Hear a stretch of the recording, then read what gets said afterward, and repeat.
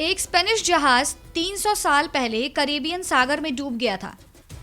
आपको बता दें, इस जहाज में 20 अरब डॉलर की राशि का अकूत खजाना भरा हुआ था, जो जहाज के साथ ही डूब गया।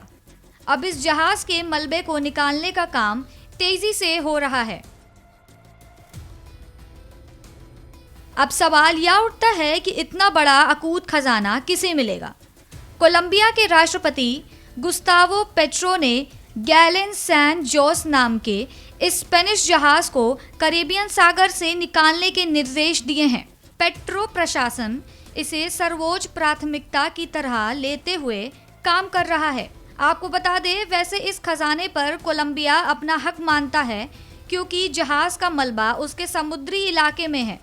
वहीं यह हक जताने वाले भी और देश हैं।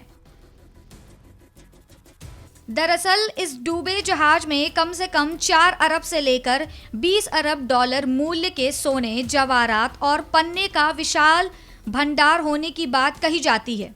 इसके स्वामित्व पर सवाल हैं। मालिकाना हक के इस विवाद के केंद्र में सबसे बड़ा अनसुलझा सवाल यह है कि सबसे पहले उस खजाने की खोज आखिर किसने की थी। आपको बता दें, 1698 में पेट्रो डी एरोस्टेग्वी का बनाया हुआ ये जहाज स्पेन के राजकोषीय बेड़े का खास जहाज था। इसे पेरू और स्पेन के बीच रत्नों और कीमती धातुओं को लाने ले जाने का काम होता था। 8 जून 1708 को स्पेनिश उत्तराधिकार के युद्ध में अंग्रेजों के साथ संघर्ष के दौरान ये करीब 600 मीटर नीचे डूब गया।